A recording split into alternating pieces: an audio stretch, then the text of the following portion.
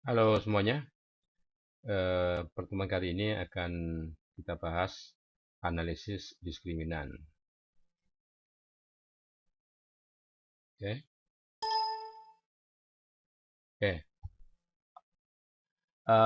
Coba kita lihat bagaimana kita punya data yang terdiri dari dua kelompok. Yang pertama yaitu eh, mereka yang memiliki riding mower, ya, dan yang kedua yang tidak memiliki. Nah, sedang variabel yang dilihat itu, ya, dari dua kelompok itu ada dua, yaitu income dalam ribuan dolar. Ini income dalam ribuan dolar. Sedangkan yang di sini itu ukuran lot dalam ukuran tanah yang dikerjakan gitu ya. Eh, yang biasanya mower di sini yang digunakan untuk apa pemotong rumput ini ya. Dan lot size dalam ribuan eh, feet, feet itu kaki kaki persegi itu sebagai variabel kedua. Nah, kalau kita lihat dari kedua data tersebut, ya, ada yang sebagian yang mungkin eh, tidak mengumpul di pada tempatnya, ya. Seperti di sini yang putih dua ini, putih itu yang riding mower owner, ya. Ada dua di sini. Dan yang hitam di sini adalah non owner. Nah, kalau kita tujuan kita adalah membuat sebuah garis pemisah atau garis diskriminan istilahnya sedemikian rupa sehingga garis diskriminan tersebut itu eh, sedikit sekali membuat error. Error dalam artian kesalahan dalam pengkelasan. Ya. Secara umum kalau kita punya dua kategori di sini ya, dua kategori pengklasifikasian, eh, kategori satu dan kategori dua. Jadi keseluruhan artinya kalau kita gabungkan dua kategori tersebut adalah kategori keseluruhan atau di sini omega ya. Nah, omega atau ya.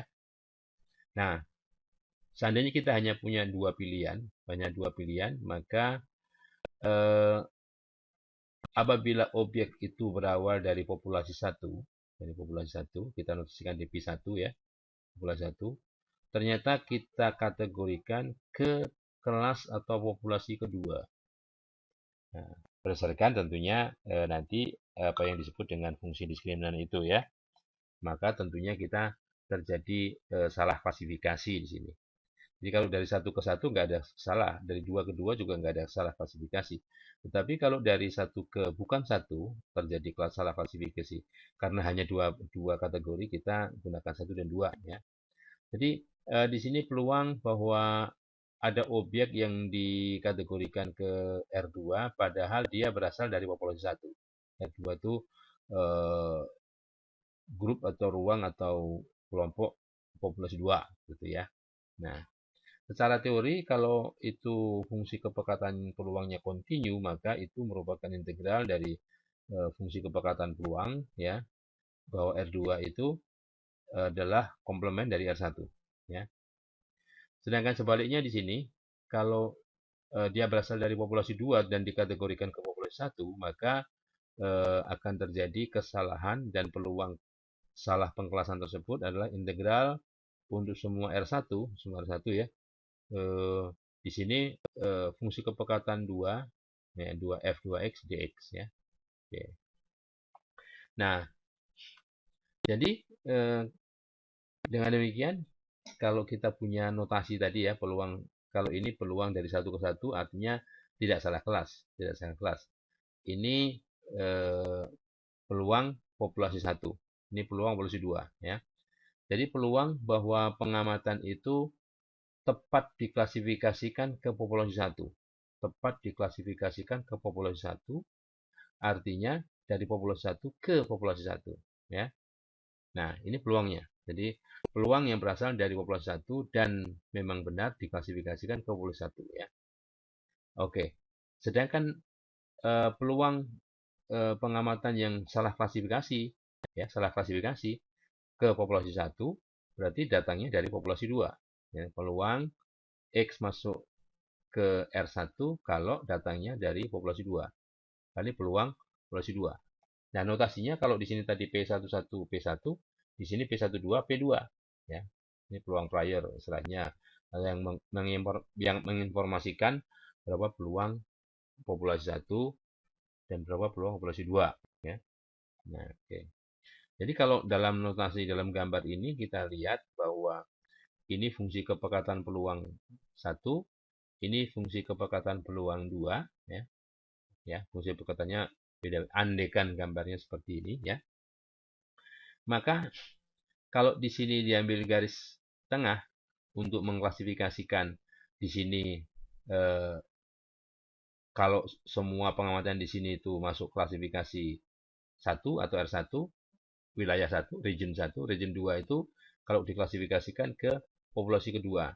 Nah, maka akan terjadi kesalahan di mana kesalahannya di sini. Kalau di sini itu adalah aslinya populasi 1, dikategorikan ke populasi 2. Di sini ini peluangnya. Peluang itu luasnya ini.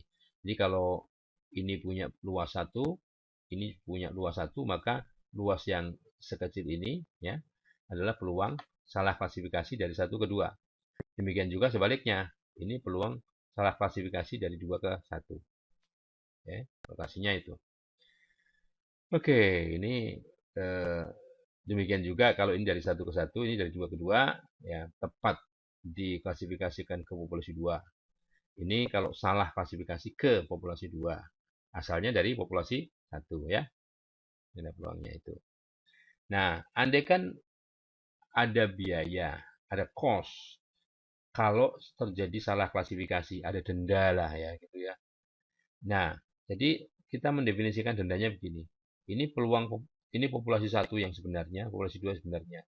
Kalau sebenarnya dari 2 diklasifikasikan ke 1, salah kelas. Dia kena denda.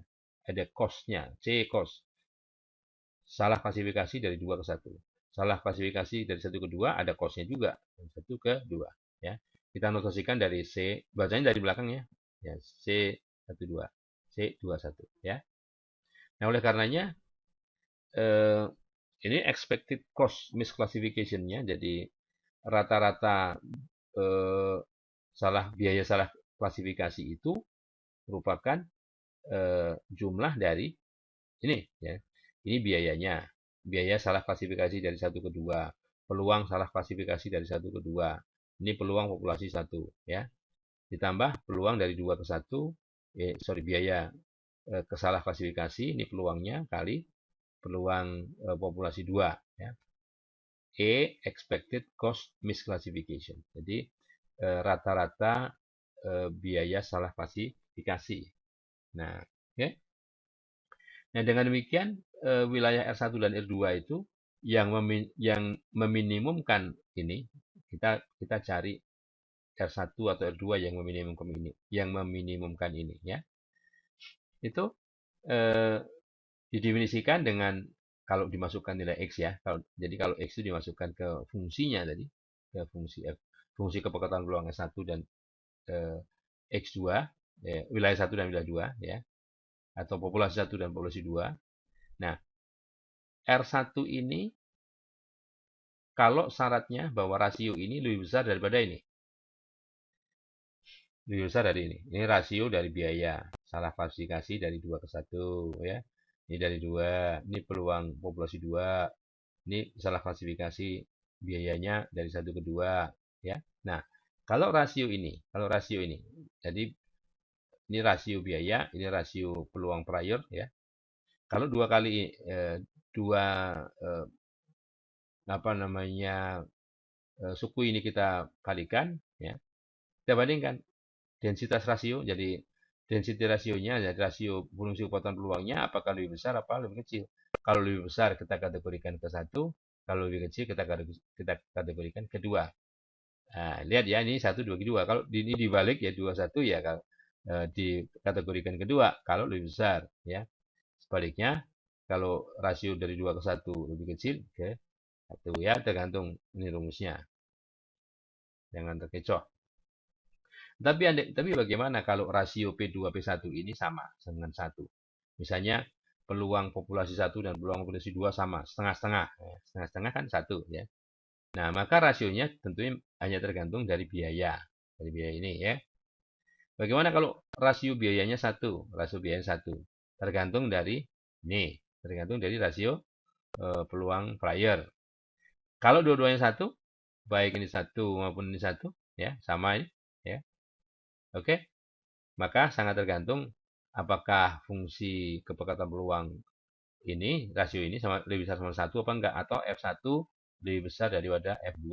Itu baru ke R1. Kalau sebaliknya, F1 lebih kecil dari F2, ke F2, maka ke R2. Jadi tergantung mana yang lebih besar, fungsi kepekatan peluangnya. Peluangnya yang lebih besar yang mana. Oke? Nah, itu. Jadi, sekali lagi ini ECM, Expected Cost of Misclassification. Nah, ini kita punya apa yang disebut dengan total probability of misclassification. Jadi, kalau total peluang salah klasifikasi ya. Nah, ini peluang prior dari populasi 1 ya. Ini salah peluang melakukan kesalahan klasifikasi dari 1 ke 2. Ini P2, peluang salah klasifikasi dari 2 ke 1 ya. Gitu. Nah, ini notasinya kalau misalnya kita amati, kita masukkan ada data baru, ini data baru namanya X0. Nah, kita hitung peluang masuk bahwa X0 ini masuk populasi 1 berapa, peluang kalau X0 ini masuk populasi 2 berapa ya. Nah, mana yang lebih besar? Ya, mana yang lebih besar? Apakah X0 dekat ke populasi 1, apakah X0 dekat ke populasi 2? Jadi yang kita pilih yang peluangnya lebih besar gitu ya. Nah, andaikan populasi P1 dan P2 ini dari distribusi multivariat normal ya. Maka aturan pengalokasian yang meminimumkan expected cost of misclassification itu menggunakan aturan ini ya. Ini rata-rata populasi 1, rata-rata populasi 2, ini data yang kita mau klasifikasikan itu masuk 1 apa 2. Ini multivarian kovarian gabungan cara saya ya. Ini juga jadi notasinya sama. Ini juga notasi yang seperti tadi. Nah, apakah nilai ini lebih besar daripada log ini apa enggak? Nah, kalau lebih besar dari log ini, maka data baru tersebut masuk populasi 1. Kalau lebih kecil, masuk populasi 2. Oke. Nah, andaikan informasi multivarian kovarian populasi ini tidak diketahui, kita bisa gunakan matrik varian kovarian sampel gabungan ya, S-pool. Jadi matrik varian kovarian sampel gabungan. Jadi kalau yang pertama punya matrik varian kovarian, yang kedua matrik varian kovarian, ini gabungannya. Oke. Nah, Nah, kalau kita gunakan cara lain ini, kuantitas M topi ini adalah rata-rata dari Y1 dan Y2 ya, Y1 dan Y2, di mana Y1 dan Y2-nya adalah kombinasi linear dari ini, kombinasi linear dari X1 dan X2 yang diperoleh dari, jadi koefisien kombinasi linearnya adalah selisih antara rata-rata 1 dan 2 kali inverse dari S gabungan ya.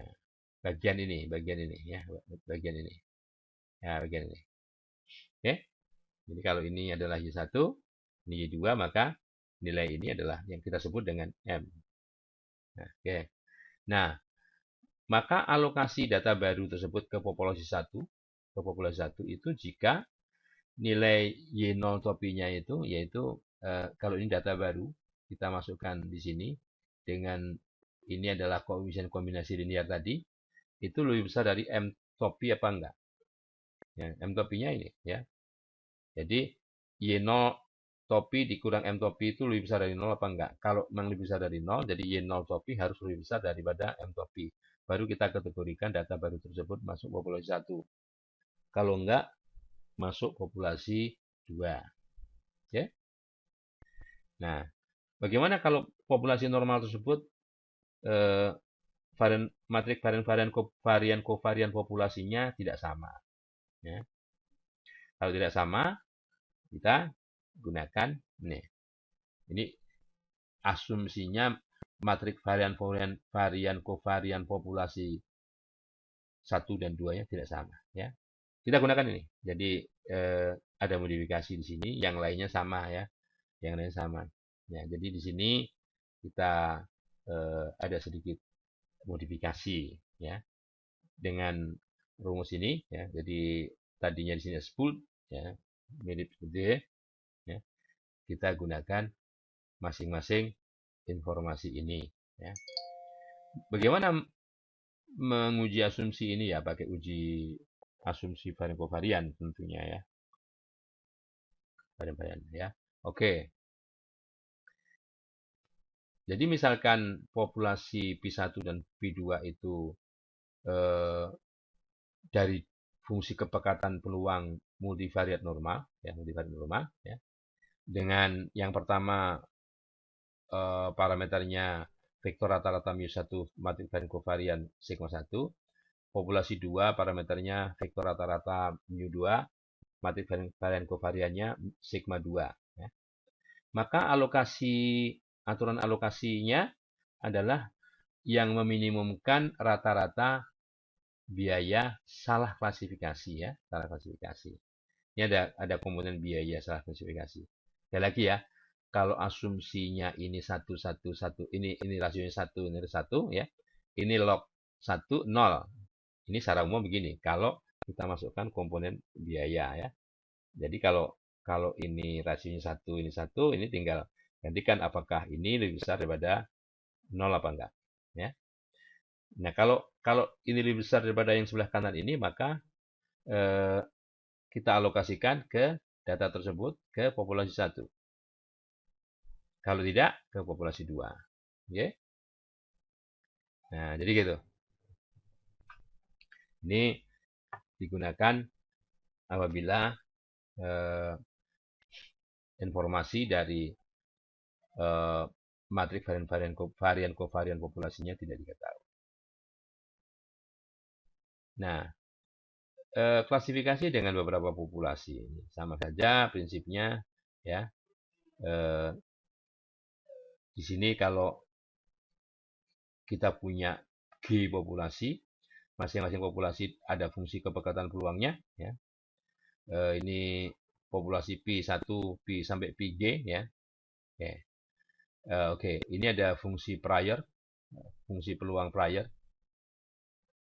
Jadi tentunya P kecil 1 sampai P kecil G ini kalau dijumlahkan sama dengan 1.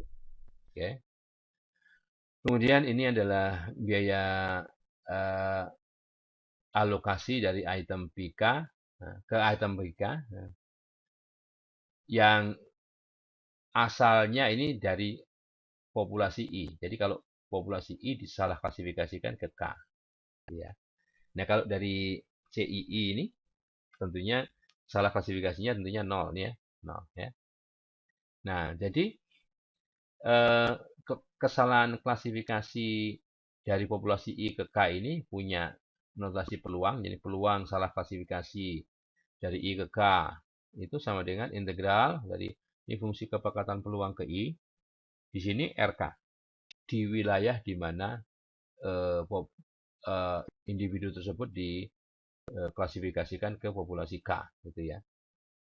Oke, jadi itu semua kalau kita notasikan ini semua adalah integral ini. Kalau ibaratnya bisa diintegralkan semua luasnya. Nah, ini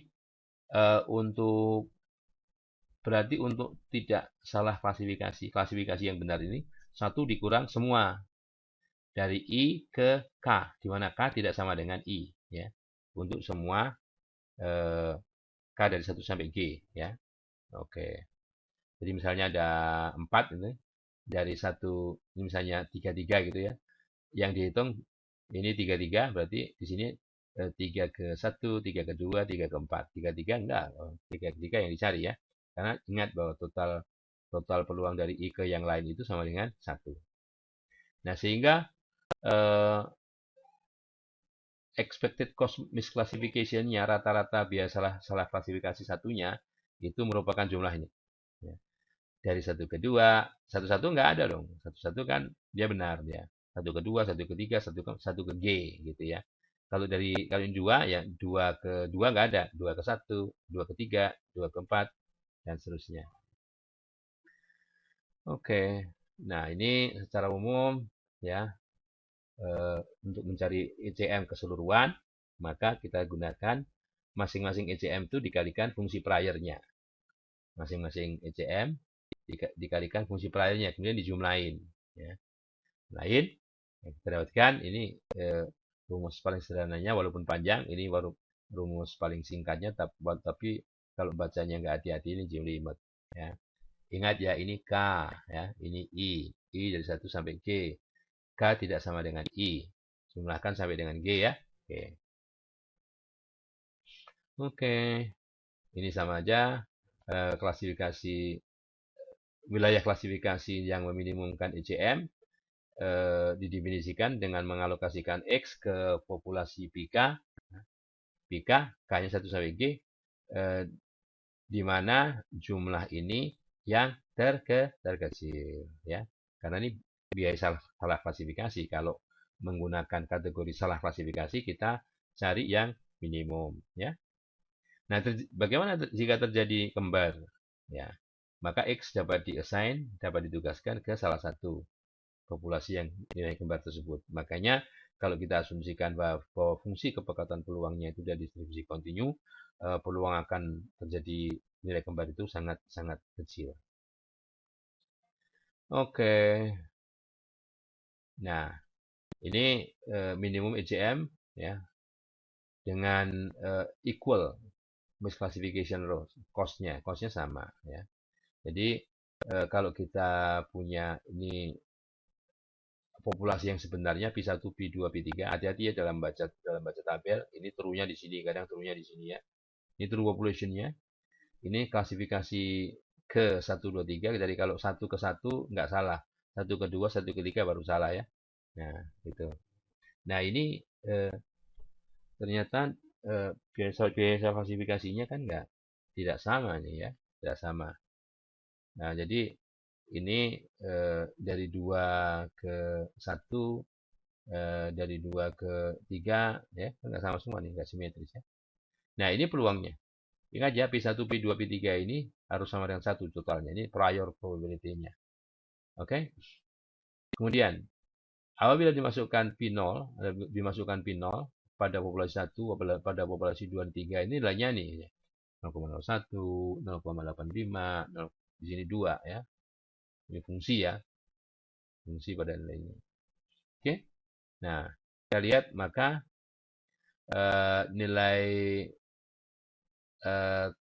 ECM tadi, ECM kita untuk ke 1, jadi kalau ini K-nya 1, K-nya 2, K3, kita bisa hitung dengan rumus seperti ini ya. Oke, ini yang dari apa namanya? Ini ke 1 semua. Ke 1 itu berarti berasal dari populasi 2 dan 3. Kalau kedua berasal dari populasi 1 dan 3. Kalau K-nya 3 berasal dari populasi 1 dan 2 dan seterusnya. Ini kalau kita lihat ya, di 325, 35, 102. Nah ya. Nah, ternyata yang terkecil adalah kalau K-nya sama dengan 2. K-nya sama 2.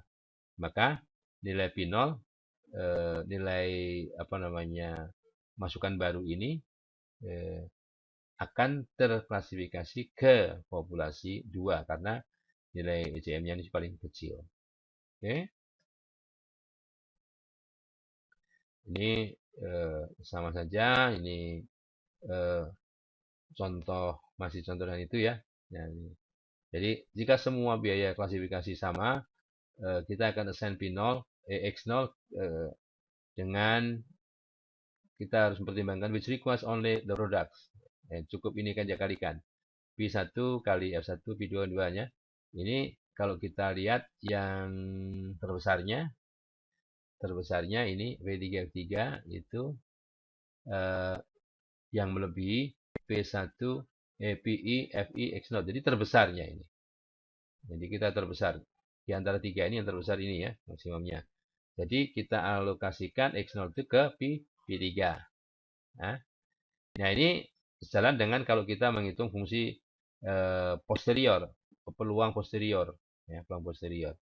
Nah, peluang posteriornya, ya, peluang posteriornya ini kalau peluang P1 kalau X0 diketahui, ini 0,004, kalau ke P2 0,421, kalau ke P3 0,578. Jadi tetap saja X0 ini teralokasi ke populasi yang ketiga ya.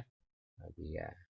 Oke, karena eh, peluang posteriornya paling besar. Oke.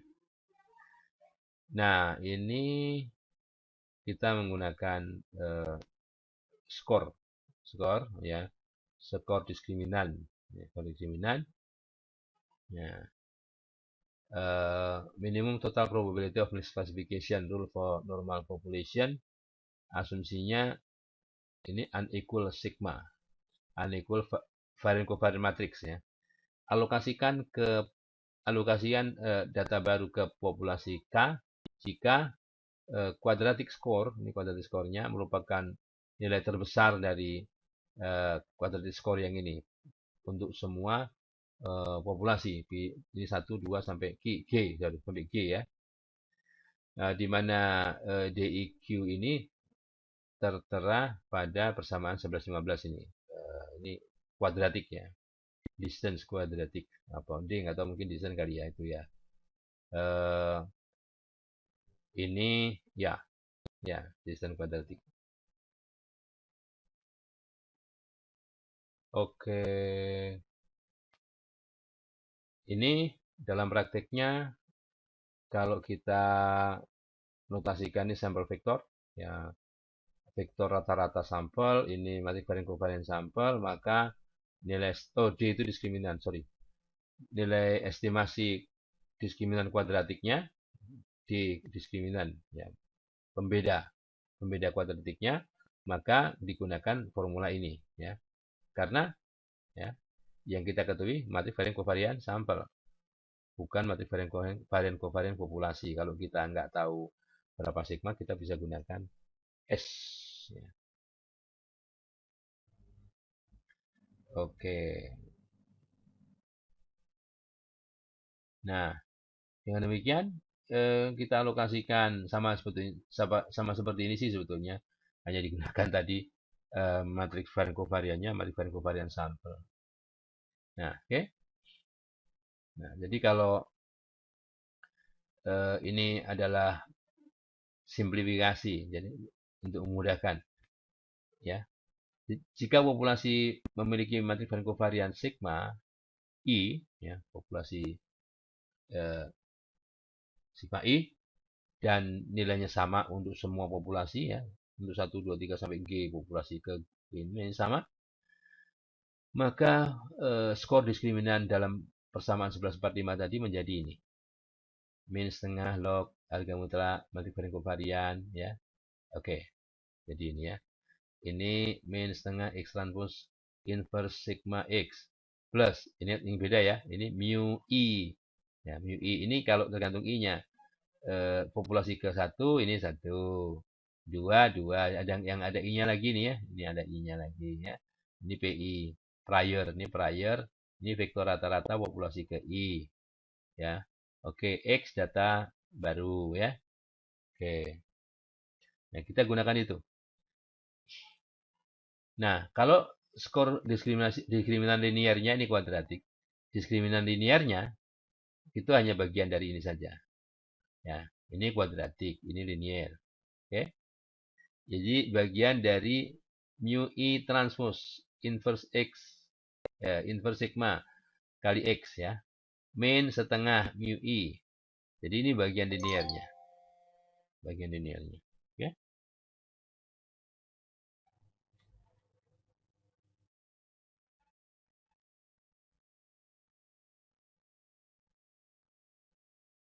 Oke. Nah, kita lanjutkan.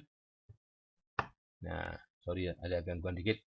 Nah, ini alokasi X ke populasi ke K ini menggunakan nilai yang, ya, ini kalau diskriminan fungsi skor diskriminannya linear, itu nilai yang terbesar. Mana nilai yang terbesar? Nah, skor diskriminan mana yang terbesar, yang maksimum. Oke. Oke. Ini masih sama ya. Nah, ini contohnya, ini teladannya. Ada populasi 1, 2, 3, N-nya, ini X rata-ratanya, dan S-nya. Oke. Nah, kita bisa nyari S gabungan. S gabungan itu karena ini sama semua ya, sama semua ini.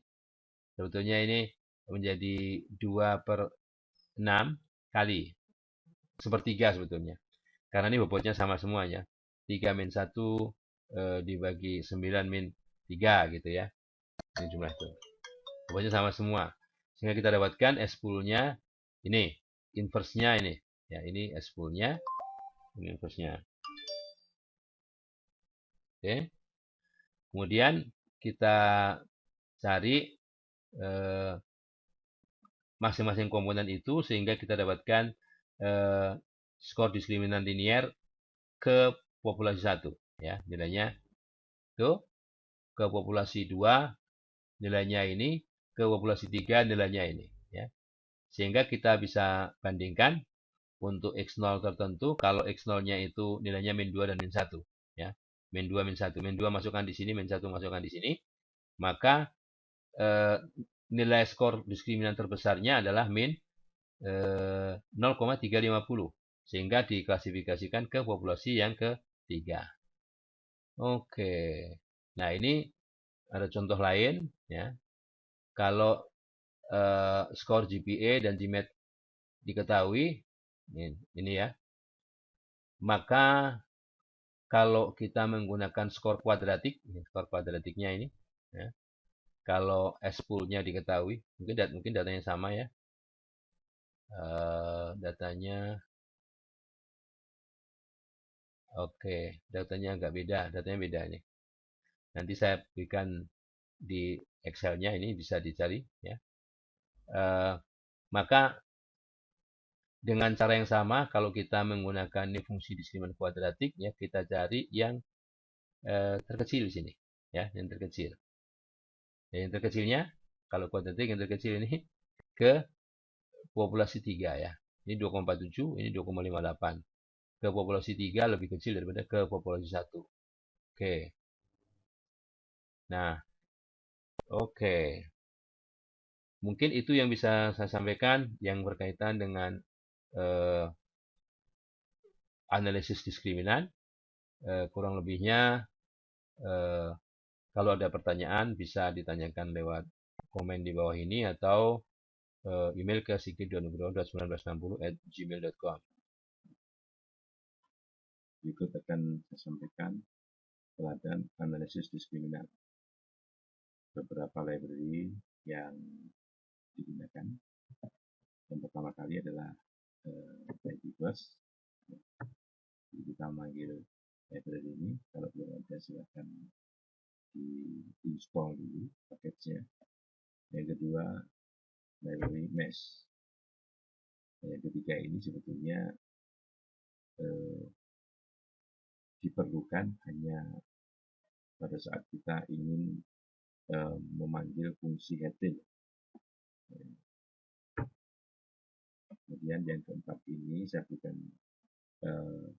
tagar atau ya, crash di sini itu karena library-nya belum jalan. Ya. Masih ada ketidaksempurnan antara yang ada dengan bisa jadi perangkatnya. Kemudian mulai ini setshit karena kita ingin mengacak sampel. Di sini kita melakukan pengacakan sampel. Ya. Nah, dari paket tadi bersama Mas itu ada data yang namanya iris. Ya. Iris. Ya. Nah, kita akan mengambil sampel dari data iris itu sebanyak 10, gitu ya. 10. Jadi kalau kalau ini sampel pertama, kalau ini kita ulang ya, ini hasilnya kan berbeda. Ini 0,4 terakhirnya, 0,8 terakhirnya, ya itu.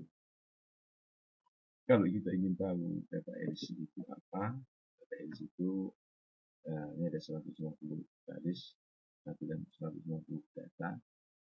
Nah, data itu kalau misalnya kita ingin melihat 4 di awal dan 4 di akhir saja, kita panggil dengan perintah headtail. Headtail ini yaitu data yang berhubungan dengan spesies bunga.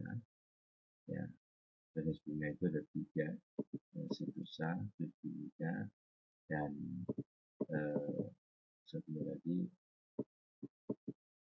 versicolor. Ya. Ini ada Virginica, Setosa, versicolor, ya, ketiga. Nah, kemudian variabel yang menentukannya itu panjang sepal, lebar sepal, panjang petal, dan lebar petal. Ada 4.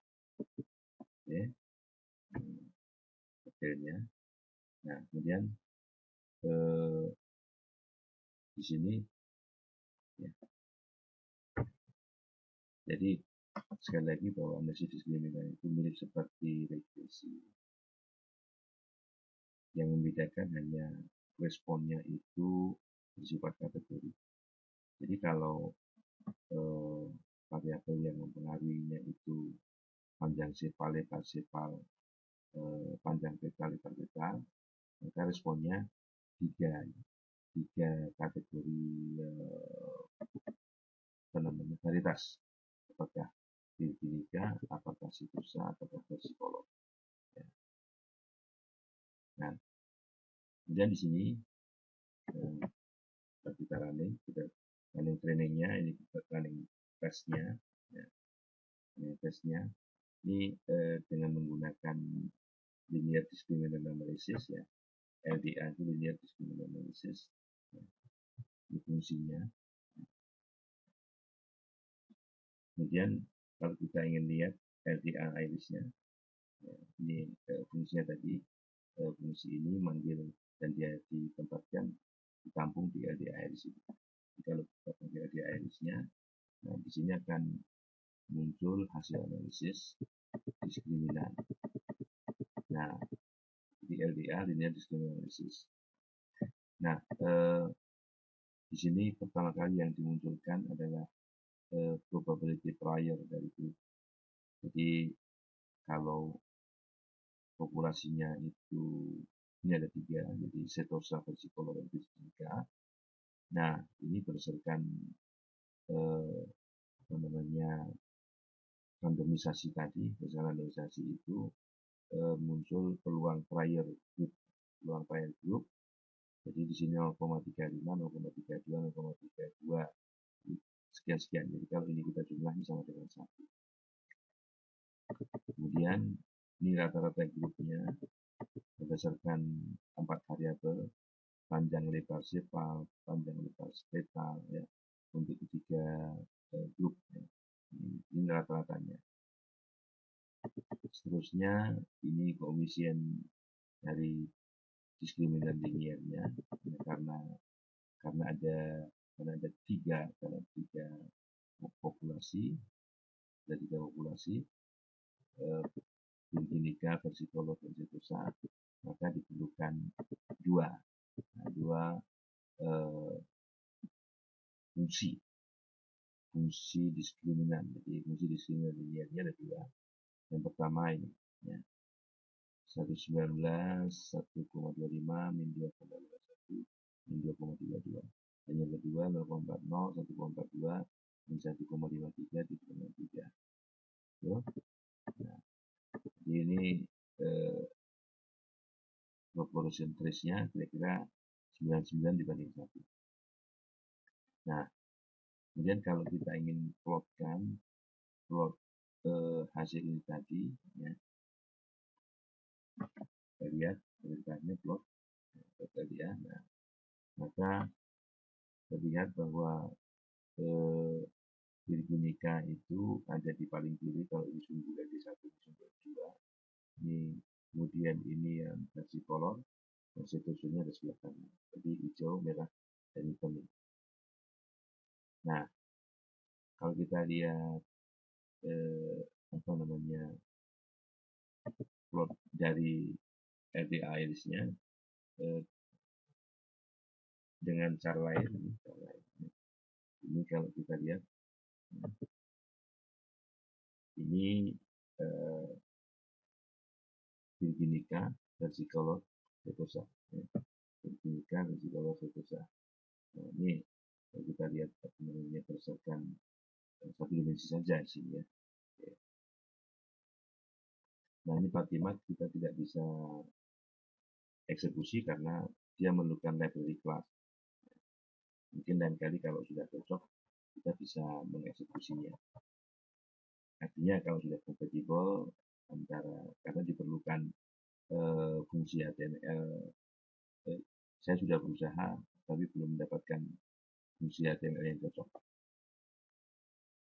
Kemudian, oke, kalau ini untuk predik ya, jadi LDA prediknya, kalau kita lihat LDA trendnya, ya, LDA trendnya LDA trend.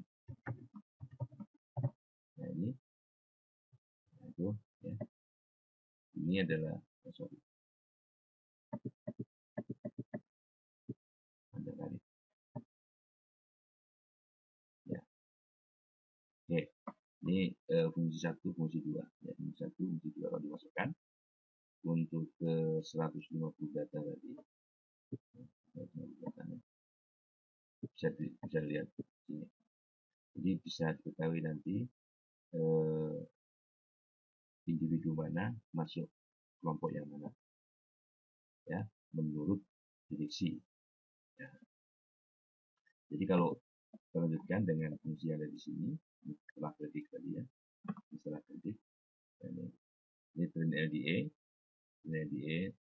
kemudian kita lihat kalau tabelnya di sini dikatakan dengan linear discriminant analysis, data-data yang tadinya memang berasal dari setosa itu semuanya memang diprediksi masuk setosa semua, tapi tidak ada data yang masuk ke grup lain. Nah, sedangkan yang versi color ini ada satu yang masuk ke Virginica. Sedang yang Virginica ada 2 yang masuk ke versi color. Jadi kalau kita jumlah ini 95, 98 ya, 98 trend. Jadi data yang dipakai untuk membuat fungsi tersebut, jadi trend. Oke.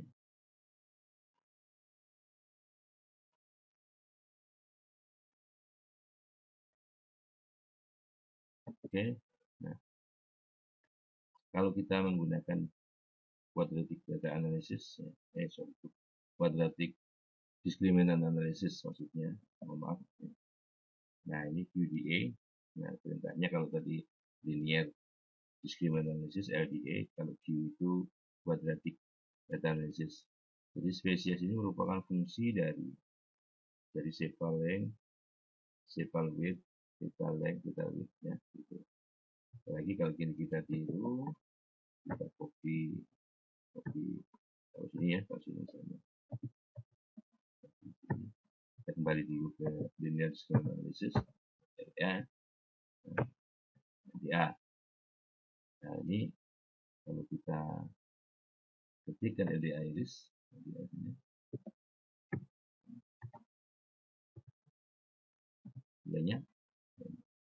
hasilnya ini yang tadi itu.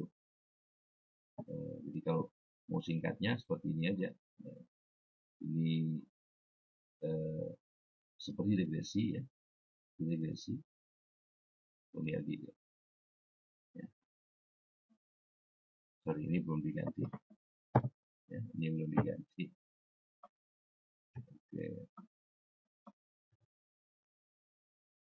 Oke. Nah ini ya, ini itu tadi LDA ya. Nah, ini LDA disebut regresi. Ini variabel yang mempengaruhi, ini variabel yang dipengaruhi, datanya data frame, training data set, tes data set. Kalau tes bisa nggak? Kita copy aja,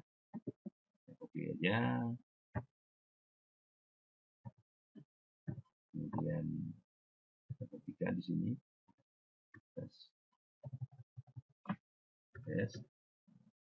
oke. Kemudian kita lihat,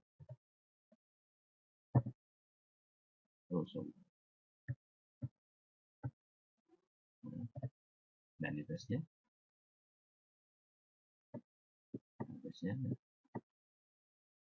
nah, oke.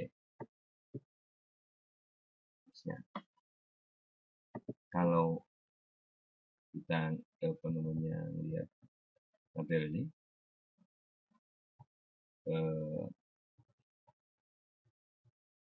dengan menggantikan brand ini dengan tes, belum kita ke kuadratik ya. Ini LDA ya, ini tes ya.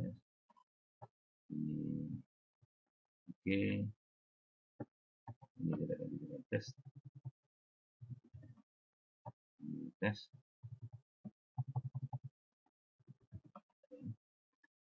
ini tes, ini tes.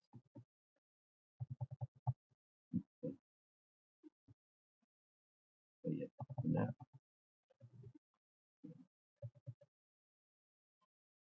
Oke, jadi ini kita prediksi tesnya. Nah, ini tesnya.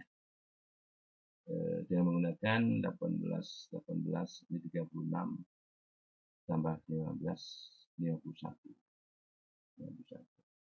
Maksudnya tadi kan berapa tadi? 150. Sebagian dipakai untuk training set, sebagian dipakai untuk test set, untuk membuat fungsi, ya, kemudian ini untuk mengetesnya ya. Ini jumlahnya beda dong. Kalau di sini kan di sini ya, ini 15, 18 ya. Kalau di sini jadi tadi 51 ya. Tadi ini 99 ya, 99. Jadi 51, 150 ya. Jumlahnya di pas. Oke, kemudian kalau ini kita lanjutkan yang kuadratik discriminant analysis ya. Sama, hanya fungsinya LDA menjadi QDA ya. Ini resultnya, QDA-nya, ini train-nya, QDA train ya. QDA train. Kemudian ini tabelnya ya. 99 ya, 99 sama ya, menghasilkan klasifikasi yang sama. Jadi dari Setosa tidak ada salah klasifikasi. Sedangkan dari Virginia dan Versicolor ada. Salahnya ini ada 3 dari 99. Sekarang kalau QDA testnya dari data testingnya 15, 18, 19 sama seperti, maksudnya sama seperti linear discriminant analysis. Nah, jadi seperti itu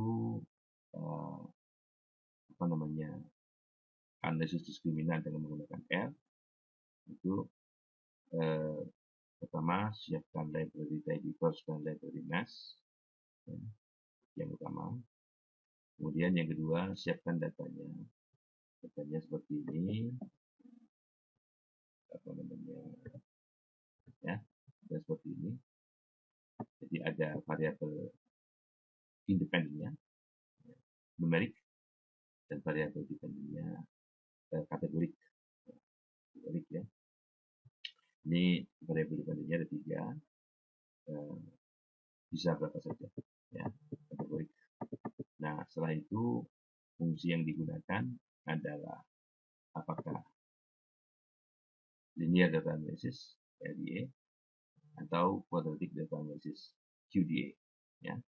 Sintaksnya di sini ditulis dulu responnya apa, kemudian ini respon itu dipengaruhi oleh variabel-variabel independennya, dituliskan di sebelah kanan dengan notasi penjualan seperti ini. Kemudian sintaks berikutnya, apakah data yang digunakan itu data training atau data testing. Ya. Cara untuk menentukan data training dan data testing itu ditentukan di sini ya. Jadi training sampelnya true false misalnya. Di sini n row banyak ini ya, banyaknya baris, kemudian replacementnya true, probability-nya, nah ini probability-nya, nah ini maksudnya 60%, 40% ya, 60% dari 150, maksudnya 90-an ya, 90-an. Nah, di sini perintah untuk mencari seed dari randomisasi ini misalnya digunakan 1,1 ya. Dan sampel yang digunakan ini nama variabelnya ya, nama datanya. Nah, ini kalau ini digunakan di sini bukan 10 misalnya ya kita ganti misalnya 20, jadi kan bisa aja melakukan simulasi, coba-coba kan gitu ya. Coba apakah hasilnya berbeda atau tidak ya. Oke. Tentunya di sini kalau kita lihat 25, 21, 17 ini 40, 50, 63, 66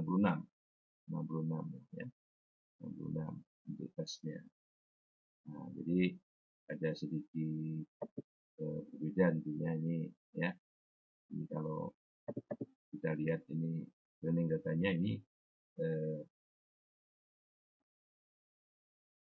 70, 82, 84 ya, 84 ya. Nah, tentunya beda. Tentunya beda untuk beda angka ini ya. Saya kembalikan nanti bisa di pelajari ya. Tentunya juga probability ini juga bukan 0,6 dan 0,4 saja, misalnya di set 0, kalau ini 0,7, 0,3 misalnya ya, 0,3 gitu. Sehingga jumlah ini harus tetap sama dengan 1 ya, ini sampelnya. Jadi misalnya kalau kita ganti itu, yang kita ganti adalah probability-nya, kita running ini ya, run selection, run linear selection, maka yang muncul ya, 17, 22, 12 ini 40, 51. 51 testingnya, ini testingnya, ini tesnya. Kalau trainingnya berarti 99. 99. Ini 59, 60 dengan 39, 99 ya. Baik, jadi diatur satu saja, mau trainingnya berapa, mau testingnya berapa, dengan memainkan peluang tadi ya. Baik, mungkin itu yang bisa saya sampaikan ya, perihal analisis diskriminan dengan menggunakan paket aplikasi R. Selamat berlatih menggunakan paket aplikasi R untuk analisis diskriminan. Terima kasih. Nah, ini sebuah teladan analisis, itu analisis diskriminan dengan menggunakan paket aplikasi SPSS. Nah, datanya berkaitan dengan bankruptcy atau kebangkrutan. Jadi di sini sebagai respon variabelnya adalah bangkrut. Kalau 0 itu ya, kalau 1 tidak. 1 tidak, 0 ya. Ya. Nah, yang mempengaruhinya ini ada 4 variabel, yaitu CF to DD atau cash flow to total debt, NE to DA, net income to total asset, rasio ya. Kemudian current asset to current liabilities, dan current asset to net sale. Ya. Semua variabel independennya skill, ya, skill dengan di sini sapatisi dengan sampai 2 digit saja. Ya, kalau kita lihat datanya seperti ini.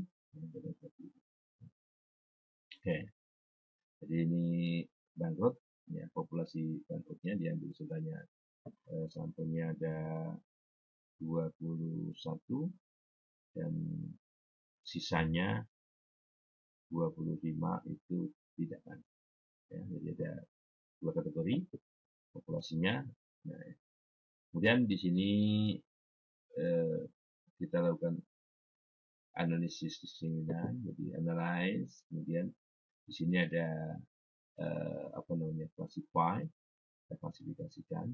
Jadi alat klasifikasi ini, jadi bahwa analisis diskriminan itu sebagai salah satu alat analisis klasifikasi, mirip seperti regresi linear berganda, hanya responnya kategori. Ya, di sini responnya cuma 2, ya tidak. Ya. Kita klik diskriminan di sini. Nah, dalam jendelanya, jendela analisis diskriminan di sini ada grup variabelnya adalah bankruptcy. Ya, sedangkan bankruptcy-nya ada 2 kategori di sini. Tadi kita gunakan notasi 0 dan 1. Jadi progresinya 0, terbesarnya 1. Caranya, kemudian variabel yang pengaruhnya keempat variabel tadi, ya, kita masukkan dalam sini. Ya. Boleh digeret, boleh dikasih klik di sini ya. Enter dependent together, kita pilih. Kemudian siapa tahu kita ingin mau mencari atau mengetahui sebagai data pendukung, yaitu statistik deskriptifnya. Misalnya menggunakan rata, atau univariat anggapannya, dan sebagainya. Oke, masalah. Fungsi koefisiennya kita gunakan Excel, dan matriks yang akan kita keluarkan misalnya within group variance. Kita gunakan korelasi kalau misalnya satuan pengukurannya itu berbeda dan angkanya juga variasinya juga beda. Ya, kita continue, kemudian klasifikasinya within groups, semua grup. Nah, ini prior probability-nya kita bisa menggunakan semua grup sama. Kalau tadi kita meskipun jumlah populasinya tidak sama, kita bisa gunakan setengah-setengah kalau equal, kalau cuma 2, atau berdasarkan jumlah sampelnya, compute from group sizes, berdasarkan ukuran grupnya. Kalau mau berdasarkan ukuran grupnya, kita klik sini. Ya. Oke, kita klik sambil tabelnya juga, mungkin visualize-nya, dan kita plotkan combine groups. Ya. Kita klik continue kalau nggak ada ini, kalau ada missing value. Ya, kita klik continue, langsung saja kita misalnya tidak melakukan bootstrapping tapi langsung klik OK. Nah, maka hasilnya adalah seperti ini. Ya. Oh, no combined plot is available for a single discriminant function. Oke. Jadi kalau hanya fungsi diskriminannya cuma 1, karena cuma 2 kategori, nggak ada combine-nya. Oke, di sini kita bisa lihat semua data valid, ada 46 data, ya, tidak ada yang hilang, ya, tidak ada yang dikeluarkan, dan ini statistik deskriptifnya hanya 2 kategori populasi, ya bangkrut dan tidak ya, 0 bangkrut, 1 tidak. Dan ini adalah rata-rata variabelnya pada setiap kategori, ada deviasinya ya. Ini jumlah sampel tadi. Oke. Kemudian test of equality group means ya. Nah, ini put latent group matrices, ini kovariannya, kovarian test flow ya. Ini matris kovarian ya. Bukan varian ya, bukan korelasi dari kovarian. Jadi ini variabel ya. Kemudian ini uji kesamaan kovarian, ya, dan kita lihat hasil diskriminannya, ya.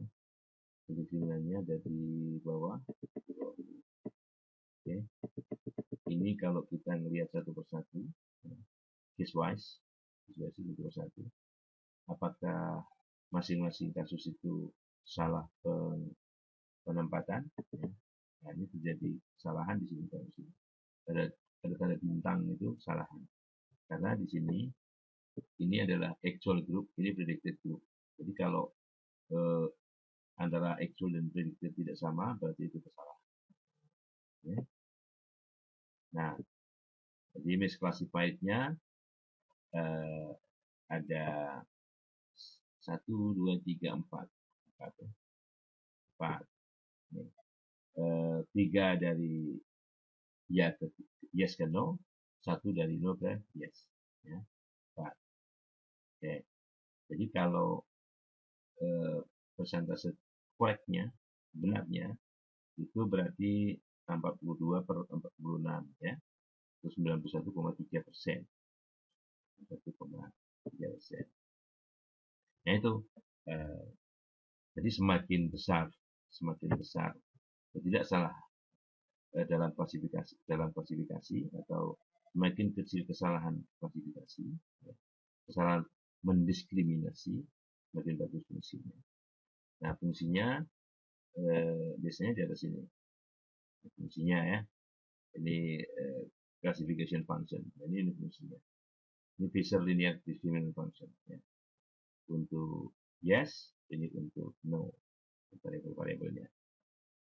Nah, jadi di sini kalau masing-masing data tadi dimasukkan satu persatu, ada 46 data. Hasilnya ini. Ya. Oke. Nah, itu kalau kita menganalisis data, ya, kalau kita lihat datanya tadi, ya,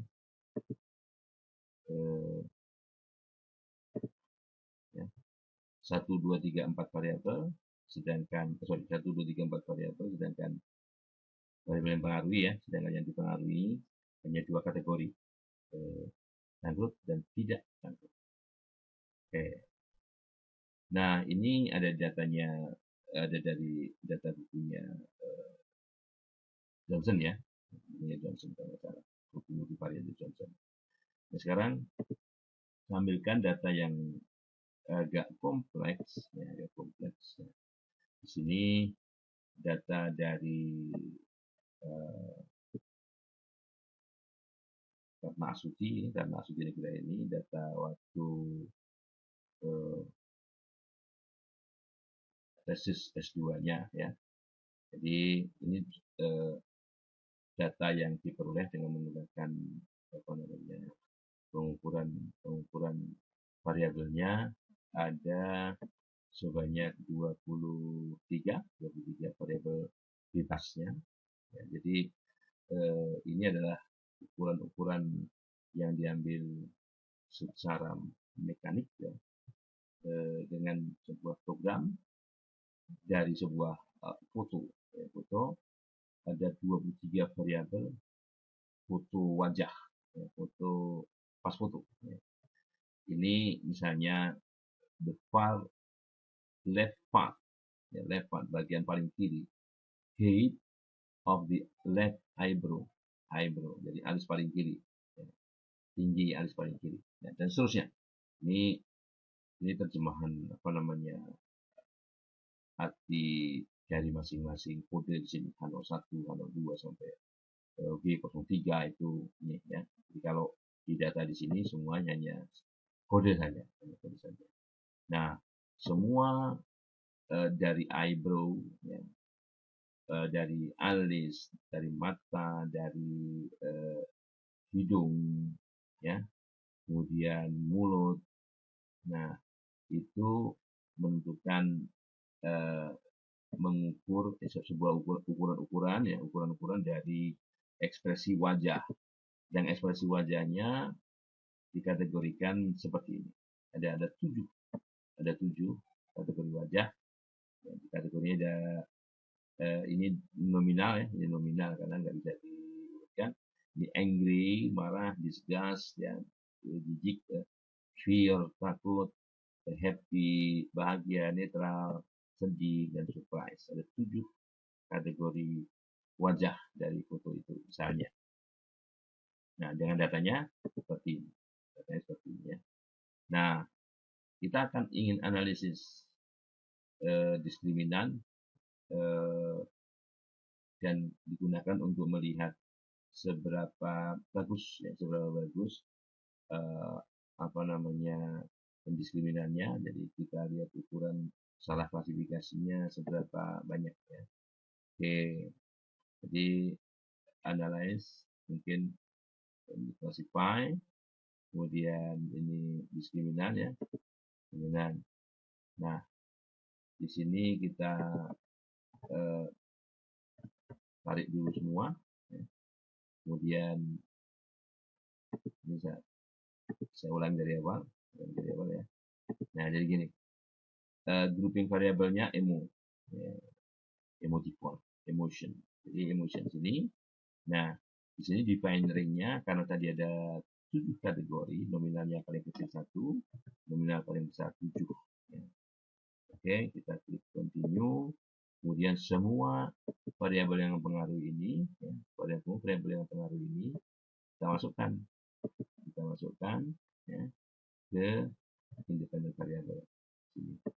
Oke, statistiknya kalau mau, ya, statistiknya, oke, semua sama seperti tadi, saya tidak ubah, ya, semua sama, dan kita langsung aja klik OK misalnya, dan hasilnya adalah seperti ini, ya. Output, ya, outputnya. Oke, kita hapus dulu, hapus semua dulu, ya. Kita running ulang, tapi cepat. Modifikasi, classify, diskriminan, dan sudah kita masukkan semua, oke. Ya, nah, ini hasilnya. Ini case analisisnya, position summary. Datanya ada 216, ya, 216. Semuanya. Ini statistik deskriptifnya untuk ekspresi angry dari ke-23 variabel bebasnya. Nah, semua ada di sini discuss, ya, ekspresi kedua, ekspresi ketiga, ekspresi keempat, happy, kelima, netral, dan sebagainya. Kalau mau lanjutkan, ya, ini mau lanjutkan, ya. Ini ada saking banyaknya, itu bisa terus lanjutkan terus, ya. Setelah netral, ya, dan seterusnya. Oke. Nah, kemudian ini test security of group mean, ya, ini signifikan semua, berikutnya 23. Ini covarian, ya. Oke, jadi ada 23 kali 23 juga matriksnya. Ini uji kesamaan covarian, ya. Kemudian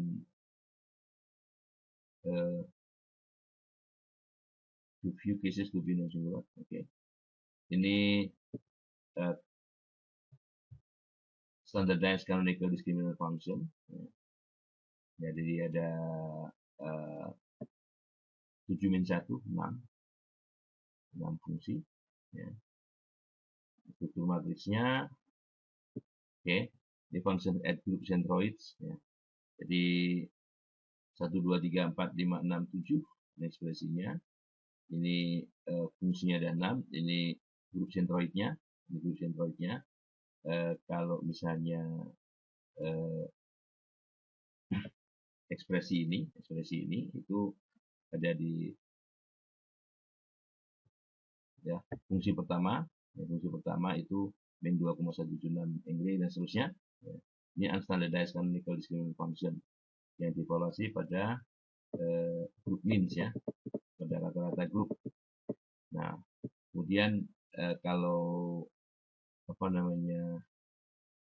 klasifikasi ya, classification function coefficient itu untuk menggunakan ini fungsi klasifikasinya dari ketujuh ekspresi tadi ini digunakan dari variabelnya ya, dari variabelnya ini 23 variabel itu kali ya. Nah, ini gambar peta teritorial. Jadi di mana letak, di sini letak 4, di sini letak 1 ya. Ya, angka-angka ini menunjukkan ekspresi tadi, jadi angkanya dari 1, 2, 3, 4, 5, 6, 7. Ini sumbu datarnya adalah fungsi diskriminan kanonik pertama, sumbu tegaknya fungsi diskriminan kanonik kedua. Ya. Ada 2 fungsi diskriminan. Ya. Nah, oke. Jadi ini tadi legendnya.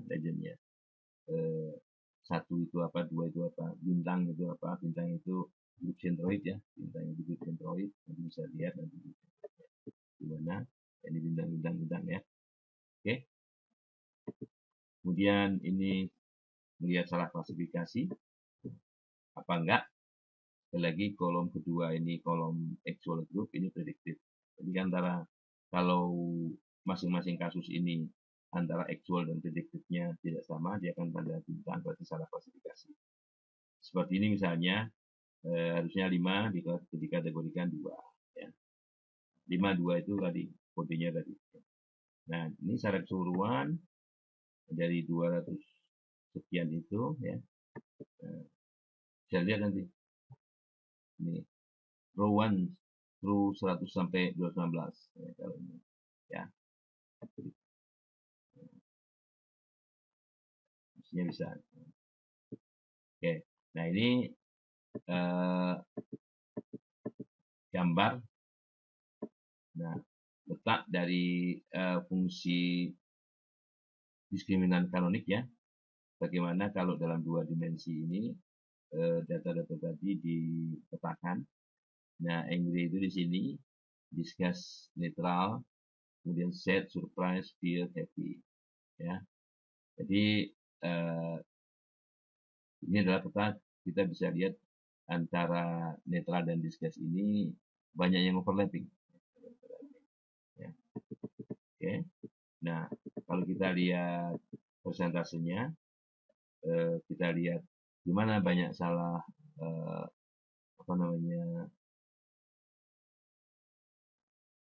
klasifikasi, ternyata di sini ya 5 kedua tadi ini 1 cuma 1. Nah, berarti yang salah cuma 1. Nah, ini 99,5% dari grup itu, grup aslinya itu terklasifikasi ke masing-masing atau yang seharusnya. Engre tidak ada kesalahan di sini, dari 26 masuk 26, 25 ya. Dan yang salah hanya 1 ini. Nah, jadi bagus sekali, 99,5% ya, klasifikasinya ya. Benar klasifikasi. Salahnya hanya 0,5%. Persen itu cukup kecil ya. Nah, begitu cara menganalisis diskriminan ya. Tujuan akhirnya adalah kita lihat apakah pendiskriminannya itu bagus apa enggak sebetulnya dari analisis yang terakhir ini. Mungkin itu yang bisa saya sampaikan. analisis diskriminan dengan menggunakan paket aplikasi SPSS. Terima kasih.